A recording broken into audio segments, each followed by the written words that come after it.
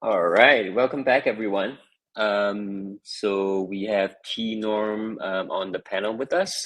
We will have Matt as well as Alex and Karel to join us shortly. So this panel session is going to be talking all about the short-term incentive program, aka the STIP, which has been kind of like a hot topic, not just within Arbitrum DAO, but across all of crypto Twitter, right? So I think like over the past 2-3 months, there was just a lot of talk, a lot of hype around the STIP. So got some of the leaders of the community who led the STIP program in to share their experiences, and then what's next to come, right? Is there going to be a next iteration of the STIP? What's all the back fund proposal about? Is there going to be a round two? Is there going to be potentially a gaming specific STIP that's going to be spun out? Right. So again, we have T-Norm, we have Matt, we have Karel, and we have Alex joining us. How are you guys doing? Doing well. Doing awesome. Thanks for having us. Yeah, appreciate everyone for coming on. It'd be great if you all can just give a quick introduction. So let us know what your name is, what project you're associated with, and how did you guys get involved with the STIP. So T-Norm, let's start with you, and then we'll go Matt, and then Alex, and then Karel. Awesome. Hey everyone. Yeah, my name is Trevor. I'm known by T-Norm in the forums and Telegram. I am recently with Rabbit Hole, helping them build out their Quest protocol, and I was involved with STIP from the early days as part of the Arbitrum Incentive Working Group, and kind of that movement that got STIP proposed, authored, shipped, and out the door. Hey everyone, I'm Matt. I'm part of Stable Lab, like professional delegate services. So we work in over 20 DAOs, kind of helping implement strong governance frameworks. For STIP, Stable Lab was onboarded, I guess, to be the program managers. So we kind of help facilitate the process along, coordinate from all sides, I guess. And then Alex. Oh, hi, I'm Alex. I'm one of the founders at SevvyDeFi. We got involved with the STIP first as a protocol, going and trying to get all the votes for the STIP round one, and then as a protocol, kind of instigating the STIP back fund along with Ranji's, Vela, and many other protocols. And Karel, I'm one of the co-founders of Treasure DAO, one of the larger kind of gaming ecosystems here. Came into STIP more as, but excited to talk about what is next. Yeah, appreciate the intro. So let's start off with getting a little bit about the background of STIP and how it actually came about. So we've heard from Iron Boots earlier from Camelot around like their proposal and how it resulted in STIP. But maybe Trevor, could you shed some light on the genesis story behind the short-term incentive program, and why should the community even care about the STIP program? Yeah, for sure. I unfortunately missed Iron Boot's session, but I'm sure he had a bunch of good insights from his side how things went. But yeah, STIP was basically a direct kind of follow-up to that whole proposal. And it really, none of it would have happened if it wasn't for Camelot kind of pushing the ball forward and trying to do things in the DAO. The short story of kind of a long and chaotic process was Disruption Joe and Plurality Labs kind of seeing a bunch of the, hostility towards protocols and folks trying to get incentive programs at the door matched with the need for delegates to feel like they can't just reward grants to one protocol and really wanting a framework. He wanted to create a place where people could come together and kind of workshop that. So he created one workshop in early July. And I was a part of that call along with a ton of members of the community. And basically out of that came this idea for a working group. So STIP really came out of the Arbitrum Incentives Working Group, which was a really cool process to be a part of. It's honestly the first time I've ever seen a proposal at this scale come from like a grassroots bottom-up initiative. And so we met weekly with really the goal of creating a minimum viable framework, which we defined as the quickest framework the DAO can create to meet the most possible demands from essentially every stakeholder in the DAO. And what we ended up with was really a compromise, and one that it turned out didn't scale as well as we had hoped, had a few shortcomings, but really had, I think, a lot of characteristics that resulted in kind of its reception in the community. And that was like almost 100% approval rate. There were a lot of things that I think no one was happy with STIP even before it was created. Everyone was kind of looking for something else in it. But that's really, how the sausage is made. And it was a nice little kind of insight into how many governments work in that sense. So it ended up passing in the end of September with kind of a framework that allowed delegates to vote directly on proposals. The DAO came to consensus on a 50 million budget. And then we brought in some service providers, namely Matt and StableLab, to kind of help on the operational side. And that's really the long and short of how STIP came together. Nice. So how did round one went, right? Because originally in the proposal, there were supposed to be 2 rounds, right? So how did round one go? What were some of the feedbacks from delegates, and how many projects actually applied? How many received funding? So talk to us a little bit about the funnel as well as the selection criteria. Yeah, so the selection criteria, if we want to start there, was actually really, really interesting because as one of the things we realized as we were putting this together was that everyone kind of wanted to be involved in STIP. We heard from a lot of folks on the gaming side. We heard from folks kind of across the gauntlet of protocols and Arbitrum. And so we created a very broad eligibility criteria with very strict requirements. So ARB could only be used to incentivize smart contracts on Arbitrum. They needed to agree to like self-reporting. They needed to agree to stream funds. So it kind of it brought in a lot more applications, I think, because we opened up the eligibility. And so we had over 100 applicants. And this was really a framework that was to process like 20 to 30 applications. So it created a lot of issues, I think, on that scalability and review side, which was a huge learning. But I think, you could kind of categorize how it went as on the D&D alignment, chaotic good. We did what we wanted to achieve. We shipped a lot of ARB, a big stimulus package to the ecosystem at a time when, there were tons of incentives pumping through Optimism and a lot of competitors.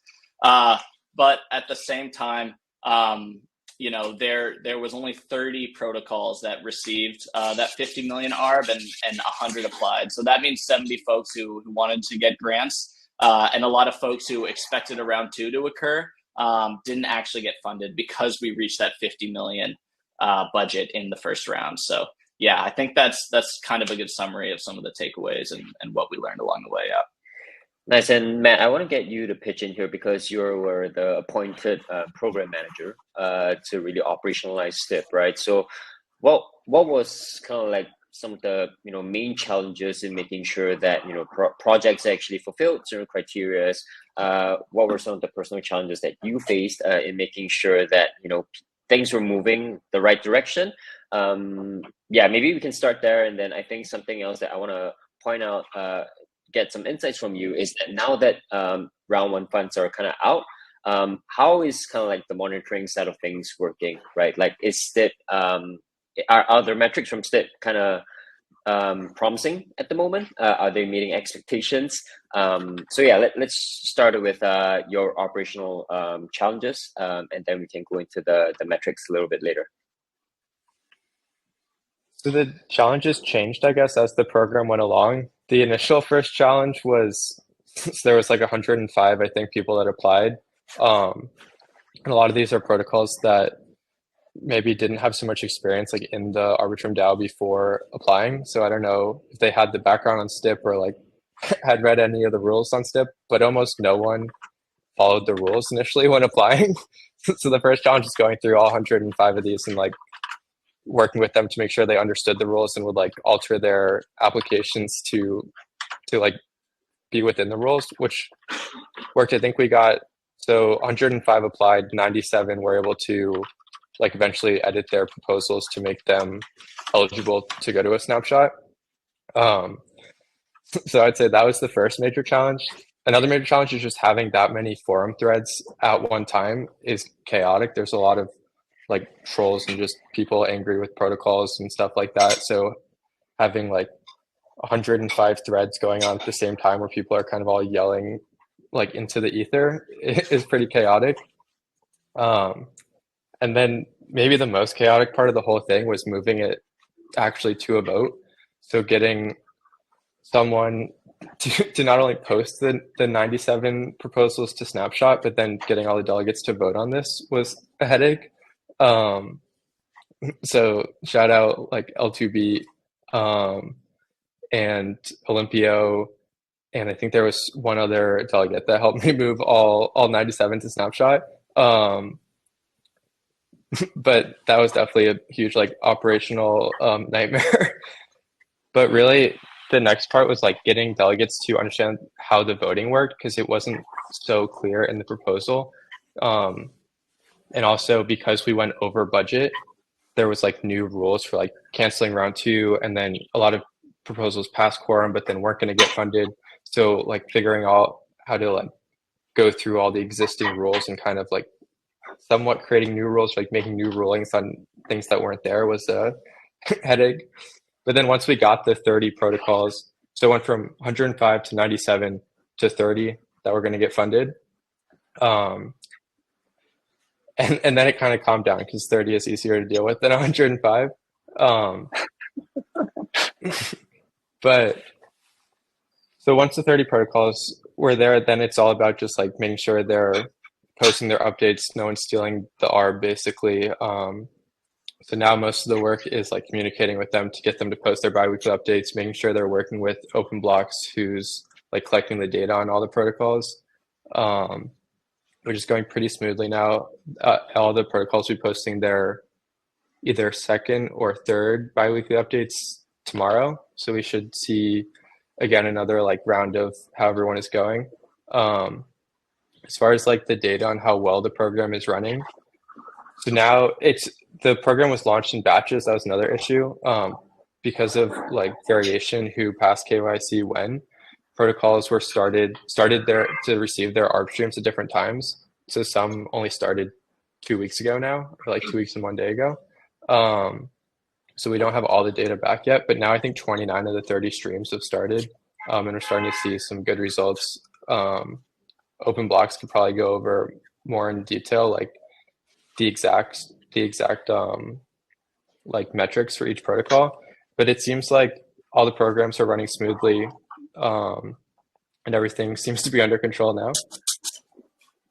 Yeah, very, very nice to hear. So I guess this next question is both to Trevor and yourself, right? Like with everything that's happened, was there anything missing in the original proposal that would have been good to kind of like add, remove, or change in hindsight? I'll go first, Matt. Okay, go for it. Yeah, I think this is a tricky question because the context of pre-STIP is almost entirely different of post-STIP, right? So in hindsight, I guess I'll put it this way.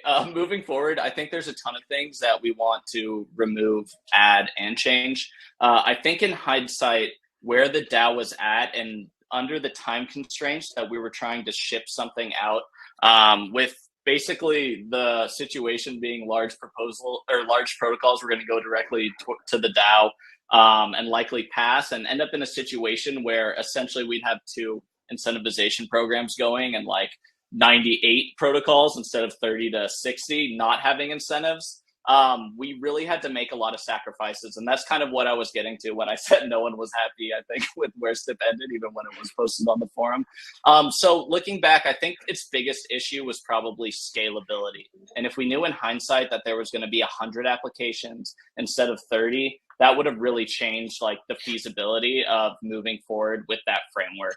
I think, we could always point to things like we should have had KYC figured out a bit more, or we should have worked with the foundation more closely. But the foundation was involved, kind of as an advisor and in the room having those conversations with us throughout the entire time. I think we just all had tough lessons we needed to learn as a community on like how to build a DAO and how to build programs and how a lot of these operational things work. So I guess that's my kind of roundabout answer to, yes, there were a lot of things wrong, but in retrospect, we did all right. Matt, go ahead. You were on the op side a lot closer. Yeah, I think like going forward, there would be a lot of things we would change to make it like run, like a lot of the problems I talked about operationally, like address those. But at the time, I think STIP did like a pretty amazing job of trying to account for these and like having a somewhat of a plan. Like there always needed to be STIP to, like we never could have forethought the issues that were going to arise. Basically, we needed something to be the first to kind of break everything and see what would go wrong so that we can improve it for like a long-term program or for a round 2 or something like that. Got it. This is a good segue to my next question, and that's for you, Karel, because as a delegate, for Treasure, right? Like, what was your experience, having to deal with all these different applications? Like, what was your mental model having to really review all these different proposals, voting, and this is something that we can discuss further later in the panel. But Treasure is in the gaming ecosystem, and if you look through like all the applications, most of them were DeFi dominated. So were there any like challenges that you guys faced, when reviewing these applications? So maybe we can start like as a delegate, just having this like multitude of applications to review and vote for in a short timeline. Like, what was your experience there? Yeah, it felt like a second job on top of what we're trying to do. But I think part of this is I think as a delegate and for better or for worse, we currently occupy that top slot. So there's a lot of expectations in terms of the role that we play as delegates. So I think as a whole, it was challenging to balance, of course, like product needs. We're shipping things on our side, and I think there's an inflow of call it 100 plus applications that we also need to, and for us, like we didn't want to just lightly go through them, right? Like we went through and assessed them against the criteria. And we had a lot of outreach. We probably, we couldn't talk to everybody as much as we would have liked. There were some that we engaged with and some others, and it was a balancing act of kind of time and commitments and priorities. Fortunately, like a good cohort of the team is pretty DeFi minded or have come from the space, right? So it wasn't that, it even though we're in gaming, it's still looking at it from a lens of like giving it the proper kind of amount of care to the extent that we could, to go through them all and kind of vote accordingly, and I think that was more of a function of time and kind of balancing it all. The approach was, we just hunkered down and just went through everything. We probably carved out over the course of the kind of time frame, starting the initial kind of applications coming in, we saw the evolution of some of the proposals, and that we kind of took it upon ourselves to start reading, and then we saw things change, and then we were like, oh, well, let's just wait until things are closer to final before we do that. So we carved out, I think around like 2-3 days or so, here and there to just really kind of wrap it up, and then we pushed our votes in. So it was a slog, but I think part of this is also it was educational for us as a delegate to see how these things kind of push forward, and awesome to see just the program be structured like really from the bottom up in the truest kind of fashion. Sweet. And then just back to Trevor really quickly. We've heard from Karel from Treasure. Like, has there been any other like notable points of feedback from delegates about this whole process? Yeah, I think there's been a ton of feedback about the process. I think we all kind of realized, and if you go back and read the forum posts, a lot of delegates are like, this is an insane idea. And they were right. And we kind of knew this from Optimism, right? Because they went through the same experiment. which I think is where the short-term incentive program really was meant to be short-term, and why I have like a visceral response when people are like, let's do a STIP V2 instead of a long-term program. Because this was really a lot of the delegates suffered, and I want to thank them all a ton. And I think all the protocols as well, should be very thankful that the delegates stepped in and kind of took that role seriously. And to Karel's point, there are a lot of protocol delegates in Arbitrum as well, which is very unique in the ecosystem. And so a lot of people had to go in and like review their competitors and review other teams in the space. And I didn't see any kind of malintent on my side. So I just want to say that to like the protocol delegates as well.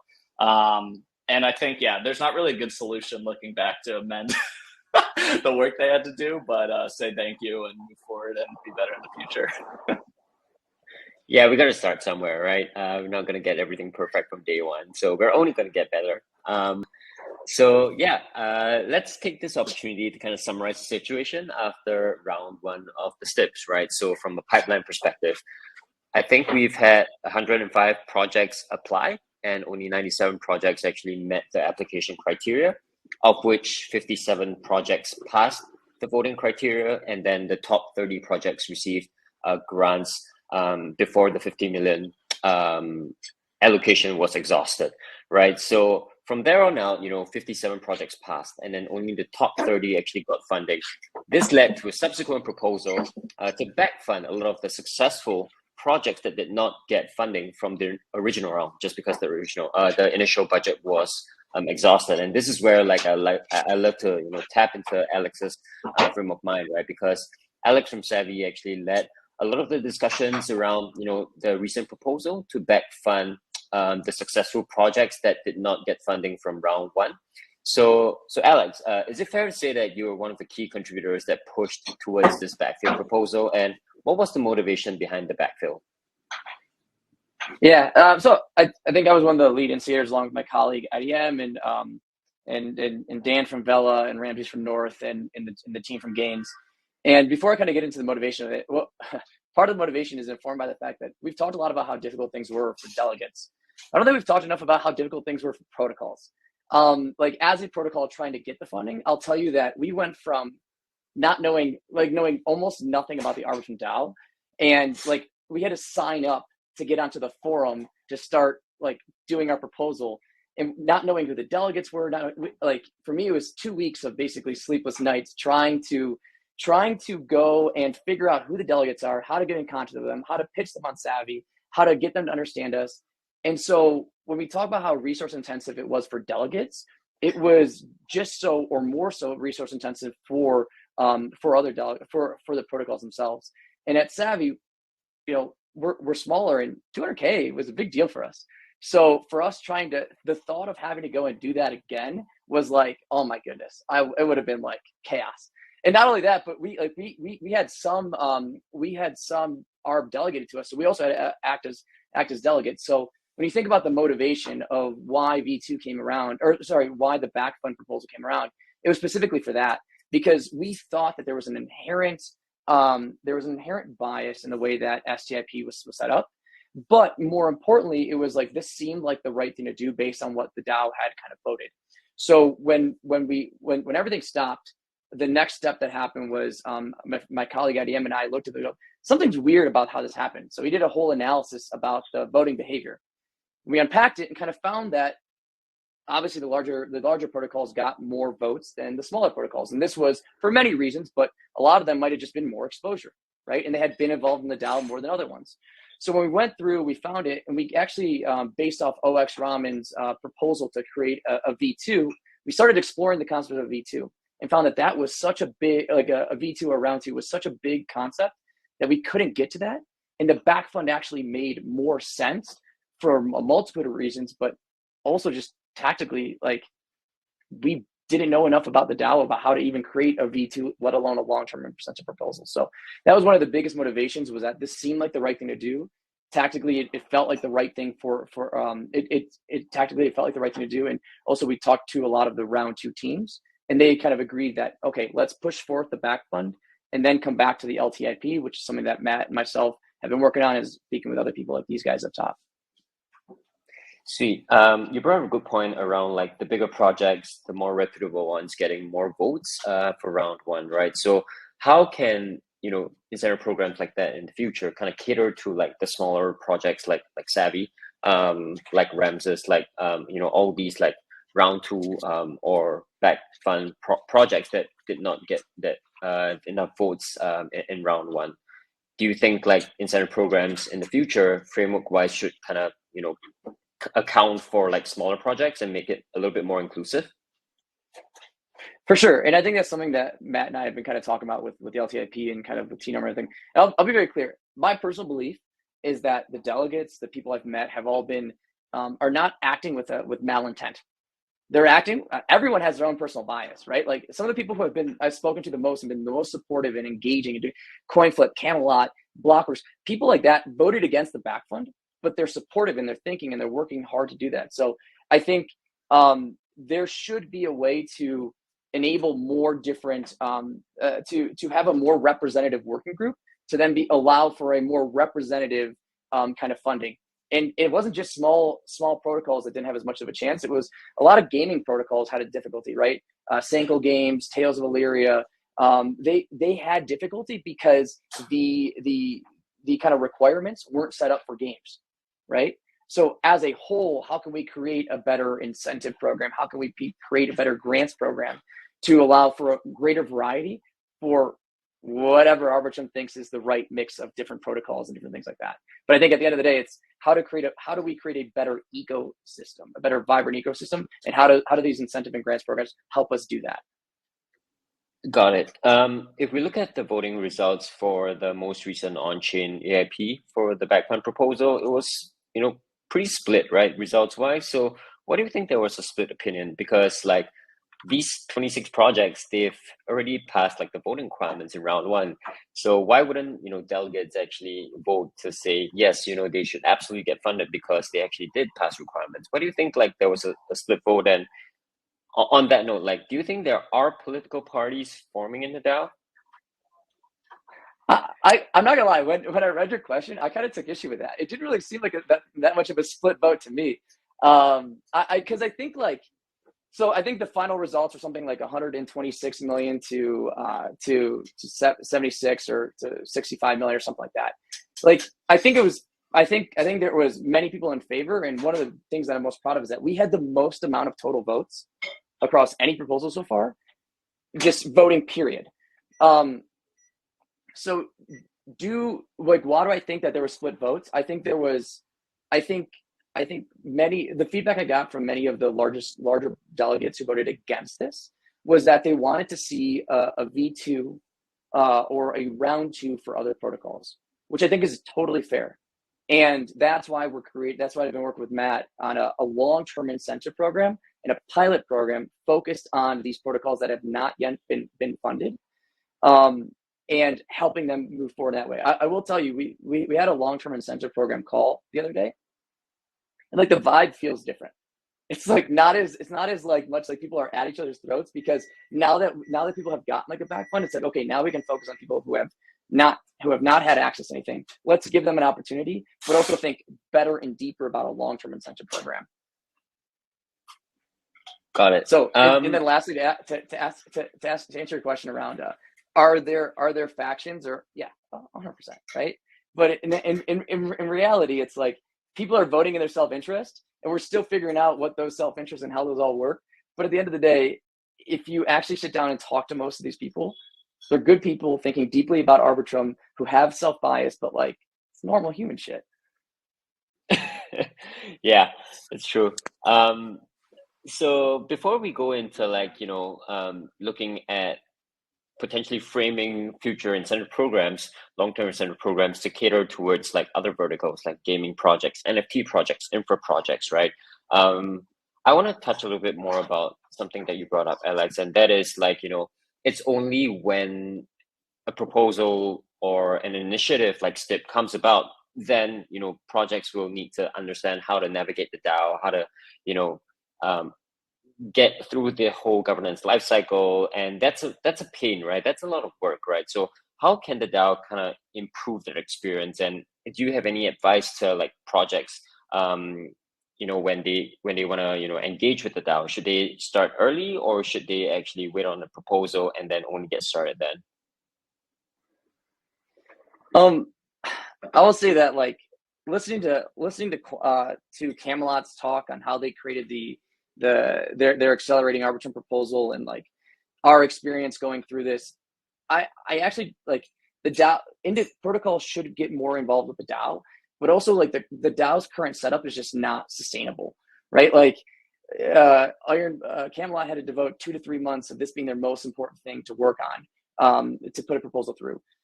I had to devote 2 to 3 months. Dan from Vela, North Ramsey's, like the Gains team, we had to devote so much time to getting a proposal through that this is not sustainable. I think, yes, protocol should be more involved in the DAO, but for smaller builders who are resource constrained, asking them to be that involved with the DAO is kind of chaotic.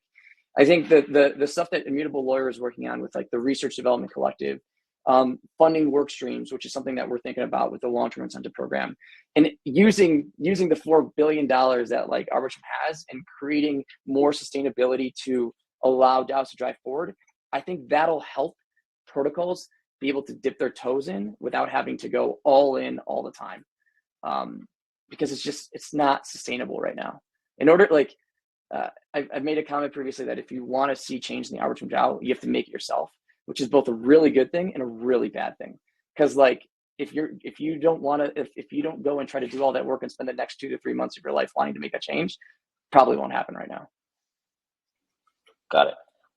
Yeah, so let's move on. So if we look through, the list of STIP applications and recipients, right, it is heavily DeFi dominated, right? So if we look at the 57 projects that actually got funding, I believe like 55 of them are DeFi, and then only 2 of them are gaming, and that's Sanko and that's Tales of Valeria, right? So Arbitrum is beyond just DeFi, right? And Treasure is one of the most established builders in the gaming vertical, not just in Arbitrum, but in Web3 as a whole. So Karel, for starters, like on a recent open governance call, you actually shared your thoughts on how the DAO can think about the grants programs catered towards gaming projects. So could you walk us through like what your current thinking is of such a program and how that would differ from the STIP that we know of today?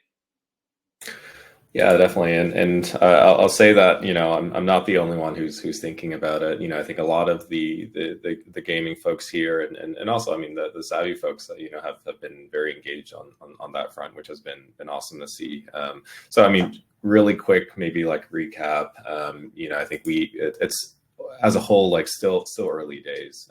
We use that open governance call really to kind of give a bit of a like gaming 101 of just like macro landscape, what it looks like on Arbitrum, the vantage point of Treasure. We've been with Arbitrum like pretty much since like when we launched September 2021, and so we've been very much like building.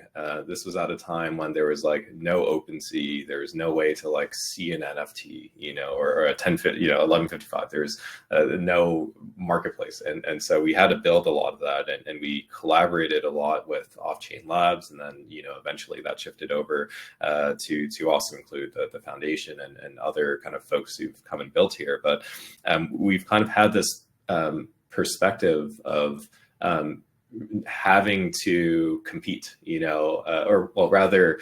enter into competitive processes as part of Team Arbitrum versus the likes of like Polygon, Immutable, Avalanche, Optimism, Base, Sui, Aptos, like Ronin. There's so many folks who are now here, and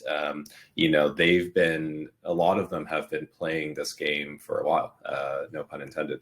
And so as we think about incentives, I think there's a lot that we need to kind of orient around it. And for us, is starting with just education, especially given that a lot of the power is in the hands of the delegates. We need to make sure that they're informed in terms of just like what the landscape looks like. For us, we've wanted to take a stab and work with some folks on what a potential program could look like. And so have been doing a ton of research, just making rounds and talking to the ecosystem, whether they were gaming projects, that, you know, the Off-Chain Labs Foundation, like getting their perspectives, folks outside of that as well, and really establishing like what I personally see as the goals. And you know, I think it's kind of fourfold, I would say, is, you know, how do we establish prominence around gaming, you know, beyond DeFi? You know, it's like gaming is a growing, you know, slice of the pie. It's still small comparatively, but we should, you know, take it seriously and really look to infuse that as part of the core DNA of Arbitrum. The second, I think, is supporting like existing developers and ecosystems and players who are in Arbitrum. You know, I think a lot of this is it's highly competitive. Most games die, and you know, we need to make sure that the ones that are building here can survive. Third is attracting net new folks, and I think that was part of one of the things that we saw with STIP, where it was incentivizing a lot of folks who have been here or are early and kind of native to Arbitrum for the most part. And so, you know, at the same time, in order to grow what we have here, we need to make sure we can attract others. And then fourth is, you know, I think seeing how we could move beyond the short term. There's a bit of a cold start problem. You kind of have to solve that, but at the same time, you want to think about something that can be structured such that Arbitrum can keep it rolling, you know, and so we don't have to go through some of the short term pains, you know, over and over again. So there's a lot that kind of goes into that, and so thinking about, I guess, like what a program could look like, you know, I think for us, and I guess this is speaking on behalf of the Treasure kind of Arbitrum Council, which we established, but, you know, we think a program that has a council of sorts to decide, that is voted in by the DAO, is likely better suited for a gaming program. And this is looking at like subject matter experts, you know, it's gaming investors, game designers, developers, economists. It's people who live and breathe gaming. And I mean, for us, like that's what we do, but even then it's hard, you know? And so I think part of this, and then there's also, I think, thinking about like representation, not just from Arbitrum kind of like, you know, protocols or projects, but also independence. You know, I think we should have folks who are, you know, who want to see things grow here, but who also understands kind of gaming, and having that intersection is very hard. And so having that, I think would one, you know, I think allow for better sort of criteria to be formed, a better assessment of what that looks like. Something that I think is new, that is outside of this paradigm of STIP, is also chain flexibility. We have Arbitrum 1, we have Nova, but then we're seeing more L2s and L3s. You know, it's Zais and Senkos, and, you know, Treasure has been pretty public about us wanting to build our chain. So there's a lot that, you know, I think we need to kind of fold into that as well. So I can go on and on, but, you know, I'll cap it over there. Yeah, that's super helpful context. So what you're saying is that you prefer for a council to kind of like evaluate which projects should be funded from a gaming standpoint, just because, like, you know, how you assess different projects is different from how you assess DeFi projects versus like other different types of projects, right? So in the event that, like, you know, the voting mechanism is actually the same as the STIP today, right? Like where it's open for all delegates to kind of vote on. How should delegates assess which gaming projects will be worth funding? Because I'd imagine like your everyday metrics like TVL, like number of transactions, might not be as applicable. So give us like a, you know, good rundown of like what are some of the good measures that delegates can kind of evaluate projects by. Yeah, it's such a hard one because I think there is a good degree of like qualitative measures that we also look at as well. I mean, it's like they're you know, digging into their game design, their roadmap, the team, like their pedigree. Have they been around the block? Where they are in their stage as well. You know, I think it's for a lot of teams, they maybe pre-launch, they have nothing to show for it, but they have the promise of a great game and a clear background of having shipped something, but there's no numbers to assign to it. And so it kind of depends on the stage. I mean, there's a lot of stuff that, and then also you kind of see this like increasing Web 2.5 approach where not a good degree of the game is on chain. And so you have to kind of factor that in, which does make things a little bit more opaque. And so, I mean, but then you also see the same figures that you might, expect in DeFi protocol. You're still looking at retention. You're still looking at like on-chain activity, marketplace volume, transaction volumes, and things like that. But it's going to be different because, there may be a large amount of transactions, but they're low value, and they aren't actually contributing to much. And so it all kind of comes down to, I think a lot of those different measures, which I think, having a council to really understand what makes a good game. Do they have legs? Will they be successful? Does whatever they have planned down the line make sense? And will lead to them being a great project, building on Arbitrum, or is this all vaporware? I think that is the hard part to assess. Got it. Can we get some insights on the progress for the long-term incentive program, or like the LITP, right? So what progress has been made, and then, to Karel's point about, potentially having a council to evaluate gaming projects, has there been, considerations to potentially have councils for each vertical, right? So say, for example, DeFi has their own council, Infra has their own council, gaming has their own council. Can you share a little bit more? Anyone can kind of, speak to this point. Yeah, I'll jump in just to say I think Matt and Alex are taking lead on a long-term program, which I'm very grateful for. Still recovering from the STIP experience. But I will say, I think there's room here for multiple programs. And I think multiple programs is really the path. And I think we're going to see a lot of new innovative approaches from lots of people in the space. I'm still exploring new ideas, which people who have joined the working group know about. Matt and Alex are doing the same thing.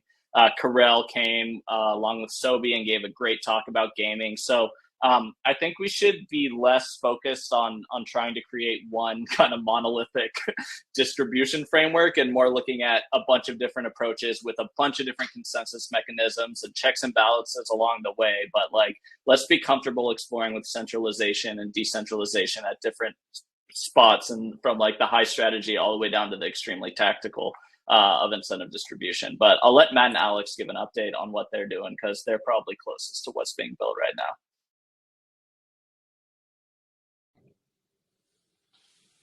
Yeah, so we started working on a long-term framework that kind of goes into what T-Norm was talking about, and it's kind of been discussed in the overall incentives working group, and kind of creating a framework that allows the DAO to onboard incentives programs into a larger framework. And I think the idea is everything is kind of moving in the direction of council. So there would be an overall framework, and then you would have the DAO vote in different incentives programs. So if they're like, we want to focus on DeFi, they elect a council to represent this DeFi incentives program and a budget that gets added into the overall framework with this council of DeFi experts. They have some budget to distribute to DeFi protocols. Then the DAO can be like, okay, we want 70 million ARB allocated just to gaming. So then they go ahead and elect a gaming council, and you go through the same process. You can have multiple incentives programs going on at the same time with some organizational structure. So it's not chaos, everyone trying to add different programs at different times, not knowing when to start or how to approach the DAO. You have a process in place for how people can approach this, but still the flexibility to start and stop specific category incentives programs. And kind of where it is in the process right now is, so we have all these ideas and we're starting to build out the proposal, but a lot of these are still unknowns. We think they will solve the issues that we saw in STIP, but we have no like evidence that we will, or no like trials that they will. So like what we're kind of pitching now is a pilot program where we run another short-term program focused on people that were like looking for a round 2 or didn't get funded in round 1, but with these mechanisms that we would want in the long-term framework. So like a council, like application advisors to kind of, as Alex talked about, these protocols kind of didn't know how to apply or how to approach this. So another like piece added in to kind of like walk hand in hand with these protocols to like onboard them to the DAO, get their incentives like designs like up to par, and kind of test all these ideas in another short-term framework with like a work stream in place surrounding this that's answering the questions we need answered and testing the things we need tested to prepare us to start this long-term program in like Q2 of 2024. And one thing I'll throw out there is like, we're still kind of in the design phase. We recently kind of pitched it to delegates, but we're also looking for people to step into many of the roles that Matt talked about, right? Because we have found there's so much talent in the DAO, and the DAO has resources. So how can we better use this pilot program as a way to connect the talented people in the DAO with the resources of the DAO and find application advisors, create research bounties, pay the council, do those sorts of things. And Carol, one thing I'd like to pitch to you is, I know that gaming has been thinking about having their own kind of long-term incentive program. It'd be awesome to find a way to try to incorporate gaming within this short-term pilot program, so you guys can start to get some learnings. We can start to get some learnings, move things along faster, but also with the consideration of what does a long-term incentive program look like. That'd be a great way to kind of share resources while still giving gaming the autonomy that it deserves. Makes total sense. I mean, I think part of this is walking before you run, and I think it's gathering those inputs, right? So, we structure with the hope of having it become something long term, but I think we're gonna fall before we can run. Thanks all for sharing your insights on the long-term incentive program. So Q2 2024 is when we can expect something to happen, right?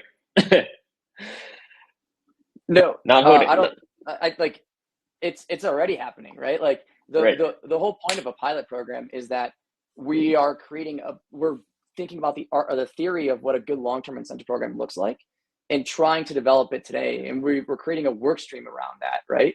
And we're already having meetings and working forward. And if anybody wants to be involved in somehow, reach out to us and we're happy to point you, just drop a note in the message. We're happy to point you to how to get involved. But it's already starting, and we're hoping to put together this pilot program kind of at the start of the new year. So and all of that is towards the idea of what does a good long-term, or maybe better said, a 2024 incentive program looks like. Got it. And I think like taking a step back, right? So this whole, design is, to solidify this framework that the original STIP had kind of piloted, right? So if we talk about frameworks in general, I think like that is something that the DAO is really like passionately discussing over, like not just on incentives. We have frameworks on procurement, we have frameworks for many different areas, right? Should the DAO actually be, so in your perspective, from an incentive standpoint, should the DAO actually be really focusing its efforts on having a framework, or should the DAO, once in a while take some big bets, right? So say, for example, like a big project comes along, obviously it's going to be a strategic application project for Arbitrum. It's going to, bring in tons of builders, tons of new users, right? So how should the DAO think about like, potentially taking big bets on some of these projects versus like really trying to hash out a framework? Do you think like these two can happen in parallel? Yes.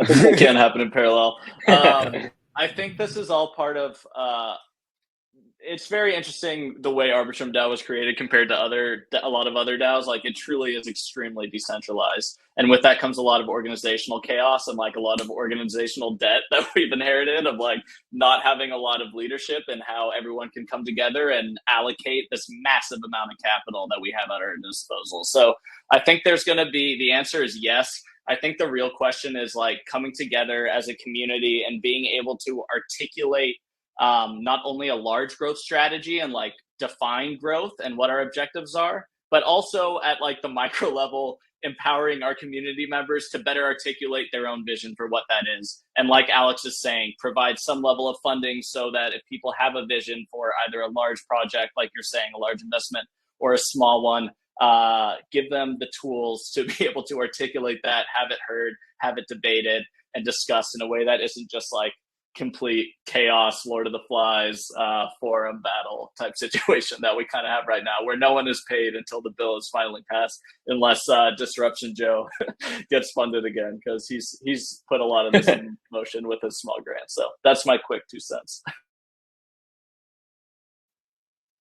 Yeah, I agree. Like the framework it ensures there is some way for these things to happen. Like there is some way for protocols to get incentives, but it's not the only way. Like there's other grants programs, and also you can just go straight to the DAO as like Camelot did or things like that. There's always other ways. This just ensure there is a kind of structured way to do it, but it's not the only way. Got it. Yeah, I guess that's a good note to end on. So appreciate you guys all for sharing your thoughts. This brings us to the next panel session, where we have a couple of grants programs speaking and sharing more about how the DAO as a whole is approaching grants and embracing a grants ecosystem. So be sure to tune in. We'll probably have a 10-minute break, and we will start at 1 p.m. Eastern. Clifton, you mind if I say one last thing? Go ahead. So for those of you who were interested in Clifton's question around taking big bets, there's a bunch of workshops happening later today. One of the workshops is taking big bets, led by CoinFlip and John of Treasure. So you guys can get involved that way and actually try to drive some change in that way. I think that's a great way for many of you who are looking to get involved more in the DAO and who want to help ask and answer this question around grants, incentive programs, what does an LTIP look like, all those sorts of things.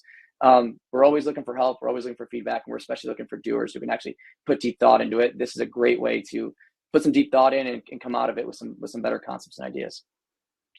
Thanks for flagging that, Alex. Yes, we have another breakout session later on taking big bets. It's going to be hosted by CoinFlip and Treasure, John from Treasure. So be sure to kind of tune into that. So yeah, thanks everyone for joining this panel. Believe everyone learned a lot, and we'll see you guys at the next one.